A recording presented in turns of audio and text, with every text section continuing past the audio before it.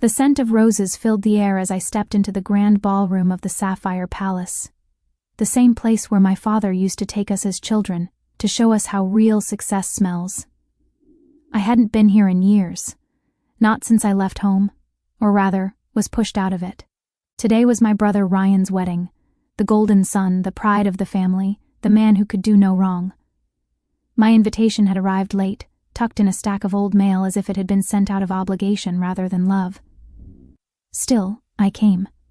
Not because I owed them anything, but because a part of me, foolish and fragile, still hoped for reconciliation. The marble floors gleamed like mirrors beneath my heels. Chandeliers dripped from the ceiling like liquid diamonds, and the hum of laughter, gossip, and clinking champagne glasses echoed through the air.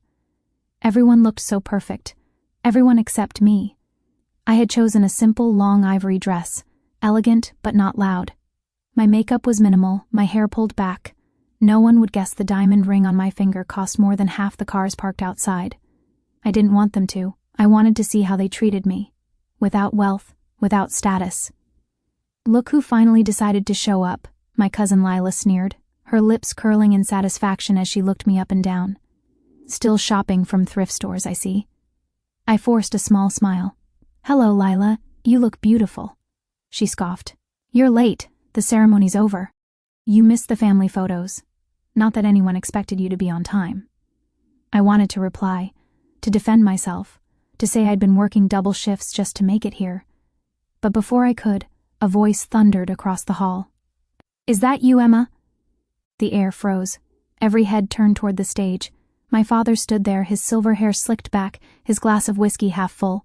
His expression was twisted with disgust. "What are you doing here?" he barked. "Crashing your brother's wedding for free food?" A wave of laughter rolled through the crowd. My mother's eyes darted away, pretending not to know me. My brother smirked beside his bride. "I was invited," I said softly. My voice barely carried over the music. "Invited?" he repeated, laughing harshly. "Who would invite you? The daughter who couldn't even finish her degree? The one who left home because she couldn't handle a little responsibility?" I felt my chest tighten. "Dad, please." He stepped down from the stage, his heavy footsteps echoing like thunder. "You were always a disappointment, Emma, a mistake." The words sliced through me like glass. People were whispering, some hiding their smiles behind their hands. The photographer had even paused, unsure whether to keep filming this public humiliation. "Dad, this isn't the place," my mother murmured weakly, tugging his sleeve. "Oh, it's exactly the place," he shouted. "Let everyone see the failure I raised. My son, a successful businessman. My daughter, a wandering mistake who couldn't even keep a job." Laughter again, louder this time. And then, before I could react, before I could even blink, he raised his hand and struck me across the face. The sound was sharp. My cheek burned. Gasps rippled through the hall. Someone's champagne glass slipped and shattered. I didn't cry. I didn't move. I just stood there, my head tilted slightly from the impact, eyes locked on his. "Get out," he hissed. "You're not part of this family anymore. You never were." I could feel 100 eyes drilling into me, some with pity, others with cruel delight. My brother crossed his arms, shaking his head. "You should have stayed away, Emma. You ruin everything you touch." I turned slowly, my vision blurring not from tears, but from the surge of emotion I fought to contain. Anger, heartbreak, exhaustion. But beneath it all, a calmness settled in my chest. I wanted to scream, to tell them that I wasn't the same broken girl they remembered, that I had built a life, a quiet, beautiful life filled with love and success they couldn't imagine. But I stayed silent. As I walked toward the exit, whispers followed me like shadows. "Poor thing, she still looks so lost. Her father's right. She's the failure of the family." At the door, I paused and looked back one last time. My father was laughing again, his arm around my brother. My mother avoided my gaze. The family that should have protected me had destroyed me instead, but they didn't know what was coming. Because outside that hall, waiting in a sleek black Rolls-Royce, was the man who had changed everything. The man they would soon learn to fear, my husband. And when he walked in, the laughter would stop forever. That night after the wedding, I couldn't sleep. The echo of my father's words, "You were a mistake," played in my mind like a cruel lullaby that refused to fade. I sat by the hotel window, watching the city lights blur into gold streaks as tears welled in my eyes. The laughter, the humiliation, the sting of his hand, all of it replayed again and again. But beneath the pain, a quiet voice whispered inside me, "They don't know who you've become." And maybe it was time they did. It wasn't always this way. Once, I believed my father loved me, that I was his little girl. When I was 10, he'd bring home balloons after his business trips, and I'd wait by the gate, barefoot, excited just to see his car. But things changed. Ryan, my brother, grew into everything my father admired, bold, confident, manipulative. I was the quiet one, the dreamer who loved books and art. When my grades slipped once, my father tore my sketchbook in half and shouted, "Art doesn't feed families. Stop wasting time pretending you'll be something." From then on, he looked at me like I was a disappointment that refused to disappear. When I turned 18, I earned a scholarship for design school, a small victory I hoped would make him proud. Instead, he said, "You should have studied business like your brother. Design is for people who can't do real work." I left home that same night. No money, no luggage, just a backpack and a heart full of bruises no one could see. I worked in cafes, cleaned apartments, and sometimes skipped meals just to afford rent. The world wasn't kind, but it was still better than the house I'd escaped. And then, one rainy evening, I met him. I was closing the small cafe where I worked when the door swung open. A tall man in a drenched hoodie walked in, shaking off the rain. He looked exhausted, like someone carrying 1,000 invisible burdens. "Sorry, we're closed," I said softly, mopping the floor. He smiled, a warm, tired smile. "Just one coffee? I've had a long day, I'll pay double." I sighed, relented, and poured him a cup. "You're lucky I'm in a good mood." He chuckled, took the cup, and sat quietly near the window. For a moment the storm outside reflected in his eyes, deep, sharp, and restless. When he noticed my gaze, he said, "You look like someone who's been through storms too." I didn't reply, but something in his voice felt safe. We talked about life, dreams, and disappointment. He told me he ran a small tech startup that was struggling. I told him about my father and how I was learning to live without his approval. He said something that night I'll never forget. "Sometimes people like your father see failure where there's just difference. You weren't born to fit into their box, Emma. You were born to build your own." His name was Ethan Blackwood. Over the next few months, Ethan came to the cafe often. Not just for coffee, for conversation, for warmth. I learned he was brilliant, the kind of quiet genius who worked endlessly but never bragged. When he asked me out, I almost said no. I was still afraid of being a burden, still believing I wasn't good enough for anyone. But Ethan never saw me as broken. He saw strength where others saw weakness. He saw light in my cracks. We dated in secret, dinners under the city lights, walks through quiet parks, and long nights spent dreaming about the future. And then, one day, his company, Novalink Technologies, exploded into success. A breakthrough app had gone viral. Investors lined up. Within a year, he was named one of the youngest tech billionaires in the country. But even as the world saw him rise, he kept me hidden. Not because he was ashamed, but because I had begged him to. "Let me build myself first," I told him. "I don't want people to think I'm with you for money. I need to earn my own name." He nodded. "Then I'll wait, my love. And when you're ready, we'll tell the world. On your terms." We married quietly in a small chapel by the sea. No photographers, no family, no grand ceremony. Just us, 2 witnesses, and the sound of waves crashing like applause. He slipped a diamond ring on my finger, one he'd designed himself. It wasn't the size that mattered. It was the inscription inside. "To the girl who was never a mistake." I cried when I read it. For the first time in years, someone had rewritten the story my father had forced upon me. But even happiness can't erase scars.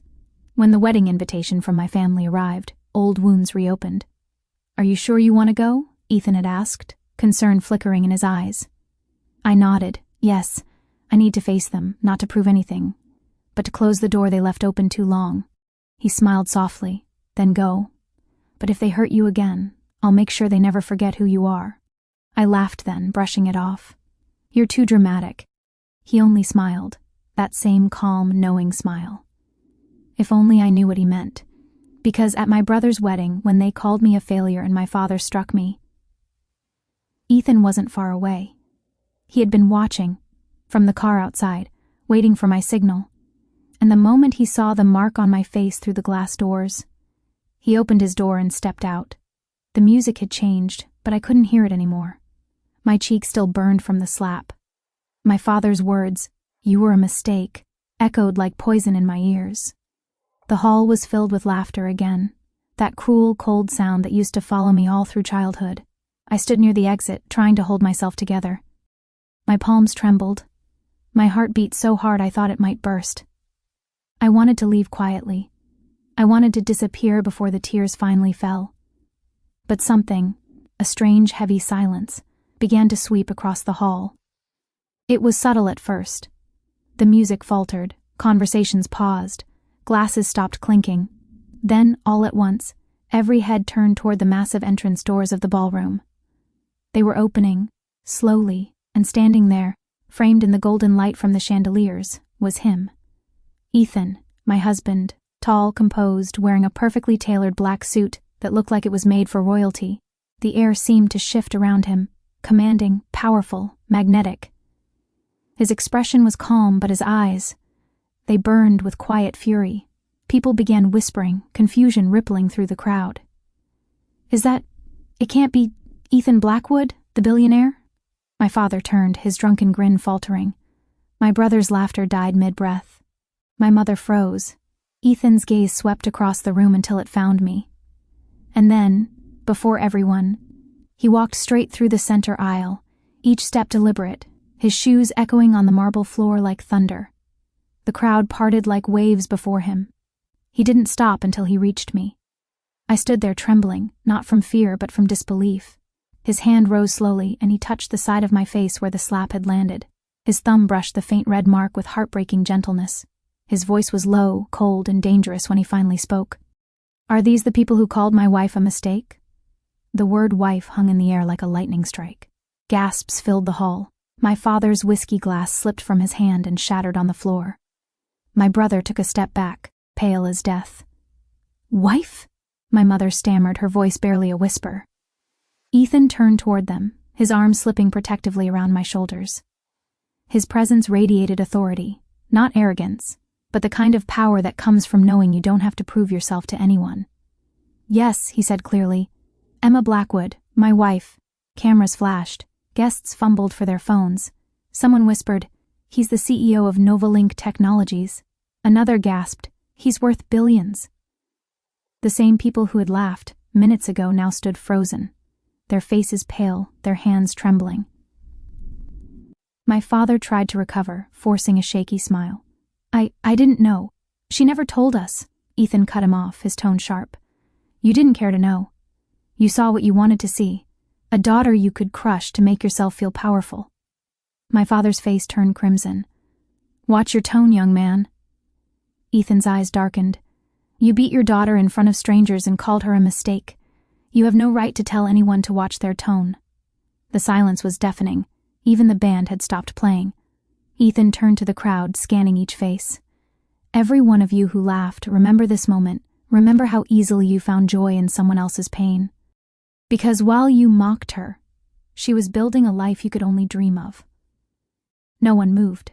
No one dared to speak. He turned back to me then, his voice softening. "You don't have to stay here, love.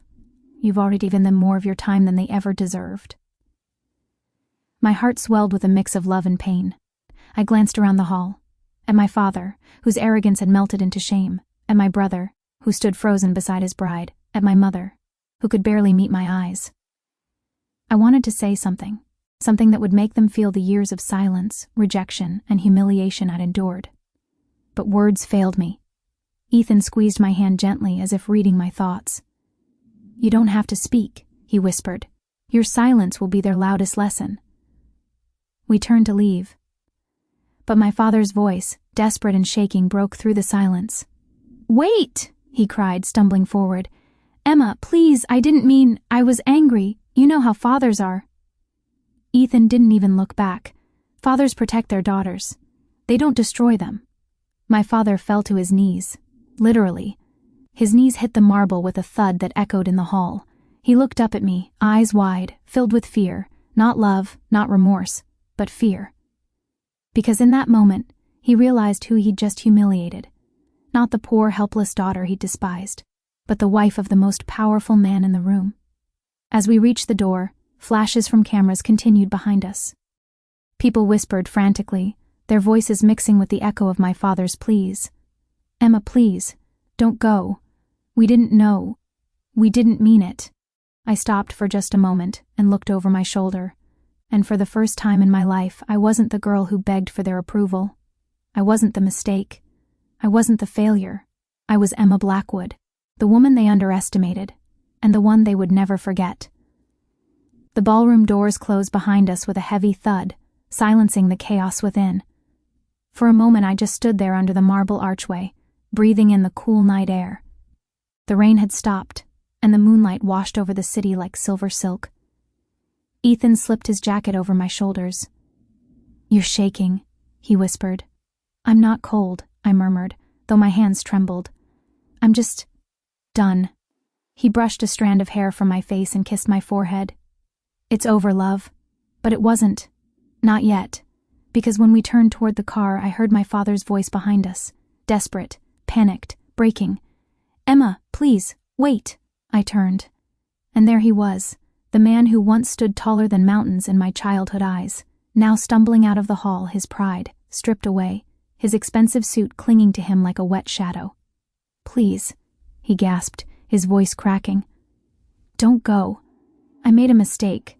I didn't know who you'd become." Ethan stepped protectively beside me, his hand sliding into mine. "You didn't need to know who she became," he said coolly. "You just needed to love her."